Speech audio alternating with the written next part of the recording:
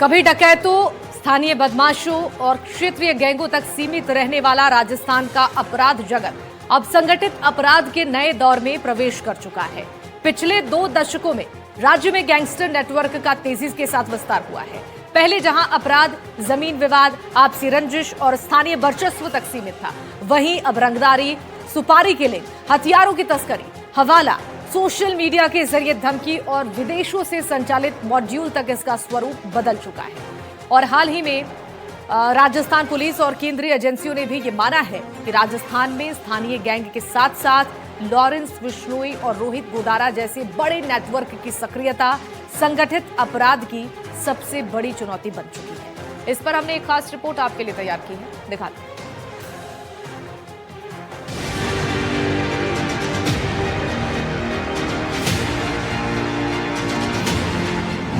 प्रदेश में संगठित अपराध में इजाफा, विदेशों से संचालित मॉड्यूल बना नया तरीका, 2 दशकों में तेजी से हुआ विस्तार, लॉरेंस बिश्नोई, रोहित गोदारा बड़ी चुनौती, स्थानीय गैंग भी खड़ी कर रहे परेशानी। राजस्थान में गैंगस्टर शब्द की चर्चा कुख्यात गैंगस्टर आनंद पाल सिंह के बिना अधूरी मानी जाती है। नागौर के आनंद पाल के छोटे आपराधिक मामलों से शुरुआत की और धीरे धीरे हत्या, रंगदारी और गैंग संचालन के जरिए पूरे शेखावाटी क्षेत्र में अपना प्रभाव स्थापित किया।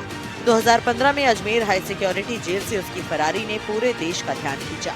करीब 2 सालों तक वह राजस्थान पुलिस की सबसे बड़ी चुनौती बना रहा और जून 2017 में चुरू के मालासर गाँव में पुलिस मुठभेड़ में मारा गया। हालांकि उसकी मौत के बाद भी उसका गैंग पूरी तरह खत्म नहीं हुआ और उसके कई सहयोगी दूसरे संगठित गैंग से जुड़ गए। राजस्थान की सबसे चर्चित गैंग वॉर आनंद पाल सिंह और सीकर के गैंगस्टर राजू ठेठ के बीच मानी जाती है। दोनों गैंग्स के बीच सालों तक चली खूनी दुश्मनी में कई हत्याएं हुई। दिसंबर 2022 में सीकर में राजू ठेठ की हत्या ने एक बार फिर राज्य में गैंग वॉर की गंभीरता को उजागर किया। बाद में रोहित गोदारा के नाम से जुड़े सोशल मीडिया अकाउंट से इस हत्या की जिम्मेदारी लेने का दावा किया गया, जिसे आनंद पाल की मौत का बदला बताया गया। हालांकि लॉरेंस बिश्नोई पंजाब का रहने वाला है, लेकिन उसका राजस्थान से गहरा आपराधिक कनेक्शन विकसित हुआ। जांच एजेंसियों के मुताबिक अजमेर जेल में बंद रहने के दौरान उसके संपर्क राजस्थान के कई अपराधियों से बने। इसके बाद जोधपुर, जयपुर, बीकानेर, नागौर, चूरू और श्रीगंगानगर सहित कई जिलों में उसके नेटवर्क के सदस्यों के नाम हत्या, रंगदारी, हथियार तस्करी और संगठित अपराध से जुड़े मामलों में सामने आए। वर्तमान में लॉरेंस जेल में बंद है, लेकिन पुलिस और जांच एजेंसियों का आरोप है कि उसका नेटवर्क अभी भी सक्रिय है। विदेश में मौजूद लोग इसे चला रहे हैं। राजस्थान से जुड़े सबसे बड़े फरार गैंगस्टरों में रोहित गोदारा का नाम प्रमुख है। बीकानेर निवासी रोहित गोदारा पर हत्या, रंगदारी, संगठित अपराध के कई मामले दर्ज हैं। राष्ट्रीय जांच एजेंसी और राजस्थान पुलिस की वांछित सूची में उसका नाम शामिल रहा है। जांच एजेंसियों का आरोप है कि वो विदेश में रहकर अपने नेटवर्क का संचालन करता है। करणी सेना के तत्कालीन राष्ट्रीय अध्यक्ष सुखदेव सिंह गोगामेडी हत्याकांड के बाद उसका नाम राष्ट्रीय स्तर पर चर्चा में आया। इसी तरह गोल्डी बराड़, अनमोल बिश्नोई के बारे में भी दावा है कि वे विदेश से संगठित अपराध नेटवर्क से जुड़े रहे हैं। हालांकि इन मामलों की जांच जारी है। अलग अलग मामलों में अंतिम निर्णय कोर्ट के अधीन है। राजस्थान संगठित अपराध के लिए इसलिए भी अहम बन गया क्योंकि इसकी सीमाएं पंजाब, हरियाणा, उत्तर प्रदेश, मध्य प्रदेश और गुजरात जैसे राज्यों से जुड़ती हैं। बेहतर सड़क नेटवर्क, अंतर्राज्यीय आवाजाही, जेलों में अपराधियों के बीच बने संपर्क, हवाला तंत्र और सोशल मीडिया के बढ़ते उपयोग ने गैंगस्टरों को नए तरीके से काम करने का अवसर दिया। अब कई मामलों में धमकियां अंतर्राष्ट्रीय नंबरों से कॉल या मैसेजिंग ऐप के जरिए दी जाती है और सोशल मीडिया पर वारदातों की जिम्मेदारी लेकर दहशत फैलाने की कोशिश की जाती है। राजस्थान पुलिस ने पिछले कुछ सालों में संगठित अपराध के खिलाफ बड़े अभियान चलाए हैं। एंटी गैंगस्टर टास्क फोर्स और दूसरी एजेंसियों ने संयुक्त कार्रवाई करते हुए गैंग्स के आर्थिक नेटवर्क, हवाला चैनलों, अवैध हथियारों और फरार अपराधियों पर शिकंजा कसने की रणनीति अपनाई है। राज्यव्यापी अभियानों में हजारों संदिग्धों की पहचान और सैकड़ों वांछित अपराधियों की गिरफ्तारी की जा चुकी है। पुलिस का कहना है कि अब सिर्फ गैंगस्टर्स की गिरफ्तारी ही नहीं, बल्कि उनके पूरे आर्थिक और अंतर्राष्ट्रीय नेटवर्क को ध्वस्त करना प्राथमिकता है। पिछले 1 महीने से करीब 5-6 मॉड्यूल बस्ट के काफी हथियार भी पकड़े, करीब 70-80 लोग अरेस्ट हुए। और बाहर जो इनको पकड़ने के लिए, आइडेंटिफाई करने के लिए हमारी जो सेंट्रल एजेंसी से उनके साथ लगातार संपर्क भी है और हम लोग अच्छे एफर्ट भी कर रहे हैं। और इनकी जो भी हर तरह के आदमी जो इवन इनके लिए कोई थैला उठा के ले जाता है, कोई रुकवाता है, हथियार मुहैया कराता है या कोई बाहर से कोई शूटर आता है उनको रुकवाता है, उनको पार कराता है और उनको सपोर्ट करने वाले इस तरह हर तरह के लोगों को भी अरेस्ट किया है। और इवन आपने जो कुचामन सिटी का केस में देखा होगा, उसमें तो बहुत लोग अरेस्ट हो गए जो यहाँ फरार होने के बाद इवन जहाँ तेलंगाना में जिन लोगों ने इनको शरण दी थी वहां तक के लोगों को अरेस्ट किया। तो इसलिए आखिर मतलब इनकी जो यहाँ के नेटवर्क है उसमें हम कॉन्फिडेंट है, इसको हम बढ़ने नहीं देंगे और हमें उम्मीद है कि तो बाहर है उनको देते हैं। राजस्थान में गैंगस्टर कल्चर का चेहरा अब पूरी तरह बदल चुका है। पहले अपराध स्थानीय दबदबे तक सीमित था, लेकिन अब ये अंतर्राज्यीय और कई मामलों में अंतर्राष्ट्रीय नेटवर्क का रूप ले चुका है। ऐसे में कानून प्रवर्तन एजेंसियों के सामने चुनौती सिर्फ अपराधियों को पकड़ने की नहीं, बल्कि उस पूरे तंत्र को तोड़ने की है जो जेल, सोशल मीडिया, हवाला और विदेशों में बैठे संचालकों के जरिए संगठित अपराध को जीवित रखता है। पुलिस का कहना है, राजस्थान पुलिस का, कि अब इन पर हम कड़ी कार्रवाई करेंगे। इनका मोटिव मकसद यही होता है कि ये रंगदारी लेकर पैसा कमाते, तो अब इनको आर्थिक नुकसान पहुंचाया जाएगा और बुलडोजर एक्शन को तेजी से बढ़ाया जाएगा और अवैध रूप से कमाई हुई प्रॉपर्टी को भी सीज किया जाएगा। एजीटीएफ और राजस्थान पुलिस की यही मंशा है कि इन अपराधियों की प्रॉपर्टी को चिन्हित करना, इनके सोर्स कौन हैं, कहां से इनके इन्फॉर्मर है, कौन इनको सूचनाएं दे रहा है, उनको भी गिरफ्तार करना। तो राजस्थान पुलिस का जो मोटिव है, मकसद है, वो साफ है कि राजस्थान में गैंगस्टर और गैंगवारी की घटनाओं को बर्दाश्त नहीं किया जाएगा और अब बुलडोजर एक्शन तेजी से आगे बढ़ाया जाएगा। सहयोगी निर्मल के साथ दीपक चावला, एनडीटीवी जयपुर। राजस्थान में नशे के कारोबार पर एंटी नारकोटिक्स टास्क फोर्स ने एक साथ 2 बड़ी कार्रवाई कर तस्करी के नेटवर्क को बड़ा झटका दे दिया है। एएनटीएफ ने अलग अलग ऑपरेशन चलाकर लंबे समय से फरार 2 इनामी तस्करों को गिरफ्तार किया है। एक आरोपी 72 साल की उम्र में अफीम तस्करी का नेटवर्क चला रहा था, जबकि दूसरा पढ़ाई और नौकरी की तैयारी के बाद तस्करी के धंधे में उतर गया था। दिखाते हैं इस पर एक रिपोर्ट।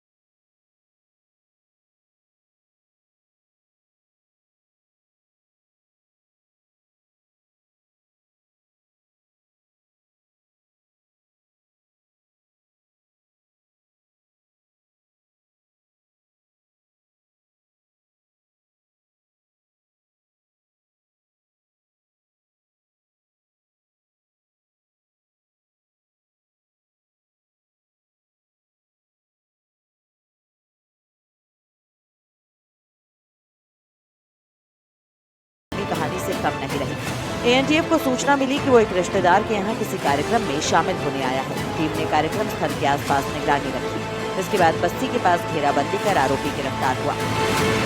लगातार तस्करी की दुनिया में सोपान दर सोपान चढ़ता है अपराधी हनुमान राम। आखिरकार एक बार फिर एएनटीएफ के चंगुल में फंसा और यह अपराधी, इसकी भी विडंबना देखिए कि भगवान के मंदिर में प्रसादी करने आया और प्रसादी करने के ठीक बाद फर्जीवाड़े का धंधा शुरू। मंदिर से निकला और बाहर एक नंबर प्लेट की दुकान पर फर्जी नंबर प्लेट बनवाता हुआ एएनटीएफ के चपेट में आ गया, एएनटीएफ के घेरे में आ गया और इस अपराधी पर भी एएनटीएफ का शिकंजा कसा।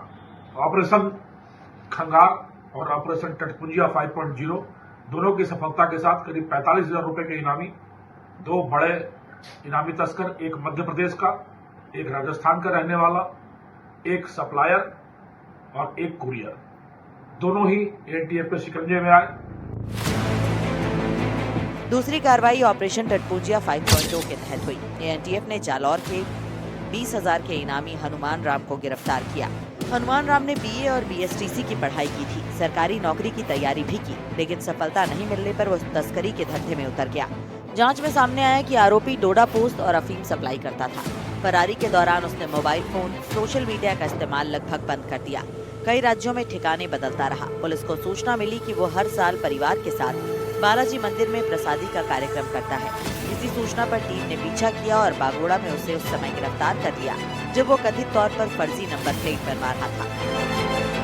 72 साल का व्यक्ति जिसके लिए ठीक से चलना मुश्किल होता है, जीवन के चंद दिन बचे हैं, पर काली कमाई का मोह छोड़ नहीं छूट रहा और लगातार निष्कंटक रूप से राजस्थान में जहर की आपूर्ति करने का धंधा लगातार चलाता रहा। इसकी गिरफ्तारी के लिए ऑपरेशन खंगार चलाया गया एनटीएफ की तरफ से और एक रिश्तेदार के यहाँ मौसर के कार्यक्रम में आया और उस मौसर के कार्यक्रम में एनटीएफ ने बिछाई 64 और यह अपराधी पुलिस के चंगुल में। दोनों आरोपियों से पूछताछ जारी है। पुलिस उनके नेटवर्क, सप्लाई चेन और तस्करी से जुड़े दूसरे लोगों के बारे में जानकारी जुटा रही है। एनटीएफ का कहना है कि राज्य में मादक पदार्थों की तस्करी के खिलाफ अभियान आगे भी इसी तरह जारी रहेगा। इनको गिरफ्तार जब कर लिया है तो इनके सहयोगियों के बारे में भी पूछताछ की जा रही है। माना जा रहा है कि इनकी चेन सिस्टम पर एक बड़ा प्रहार है और आने वाले दिनों में इनसे जुड़े हुए बाकी नशा तस्कर भी गिरफ्तार हो सकते हैं। कौन कौन लोग इनसे जुड़े हुए, कहां से नशा लेकर आते थे और किस हद तक ये नशा तस्करी करवा रहे थे, किन युवाओं तक पहुंचा रहे थे, बहरहाल इनसे पूछताछ की जा रही है। सहयोगी निर्मल के साथ दीपक चावला, एनडीटीवी जयपुर। तो अफीम तस्करी नेटवर्क का खुलासा हुआ है और ये दो बड़ी कार्रवाई जिसमें एएनटीएफ और प्रशासनिक टीमों को बड़ी सफलता मिली है। दरअसल लंबे समय से नशे का ये कारोबार अवैध रूप से चल रहा था और एक एक कर अब इस पूरे मामले की जब पड़ताल शुरू की गई है तो तमाम बड़े खुलासे हो रहे हैं। चलिए अब आगे बढ़ते हैं। बांसवाड़ा शहर के कोतवाली थाना क्षेत्र में मंगलवार को एक युवक का शव पेड़ से लटका मिलने से इलाके में सनसनी फैल गई। कागदी क्षेत्र के पास हुई इस घटना की सूचना मिलते ही कोतवाली थाना पुलिस मौके पर पहुंची और शव को कब्जे में लिया। पोस्टमार्टम के लिए महात्मा गांधी जिला अस्पताल की मॉर्चरी में भिजवाया। देखिए, पुलिस इस पूरे मामले की जांच पड़ताल तो कर रही है, लेकिन इंतजार अब किया जा रहा है कि इस जांच में क्या कुछ महत्वपूर्ण खुलासे होते हैं। युवक ने आत्महत्या की है या ये मर्डर है, अभी इस पूरे मामले को लेकर तफ्तीश पुलिस की चल रही है। इस पूरे मामले को जानने के लिए हमारी खास रिपोर्ट। पेड़ पर लटका मिला युवक का शव। मामले के बाद इलाके में सनसनी। 4 दिन पहले भी की थी सुसाइड की कोशिश। आत्महत्या के कारणों की हो रही है जांच। बांसवाड़ा शहर के कोतवाली थाना क्षेत्र में बुधवार को एक युवक का शव पेड़ से लटका मिलने से सनसनी फैल गई। सूचना मिलते ही कोतवाली थाना पुलिस मौके पर पहुंची और शव को कब्जे में लेकर पोस्टमार्टम के लिए महात्मा गांधी अस्पताल की मोर्चरी भिजवाया।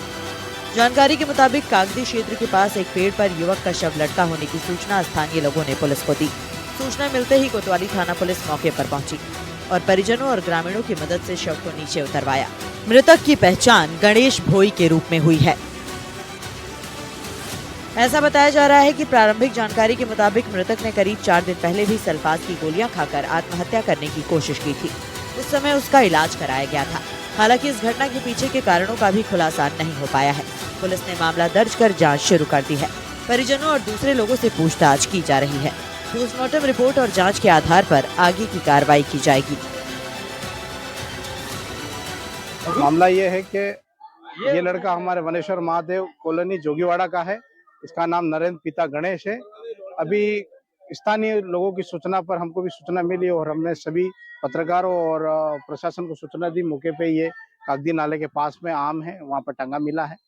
ये बताया जा रहा है कि ये उदयपुर जाने के लिए दवाई कराने के हिसाब से निकला था, तो दवा कराने यहाँ पे कैसे आया, अब इसकी प्रशासन इसकी पूरी तरह से जांच कर रही है। पूछताछ में यह बात सामने आई है कि जो उक्त व्यक्ति है उदयपुर इलाज कराने जाने को कहकर घर से निकला था और घर के ठीक पीछे जो है वनेश्वर महादेव क्षेत्र है, उसके पीछे एक आम के पेड़ से लटका हुआ उसका शव मिला।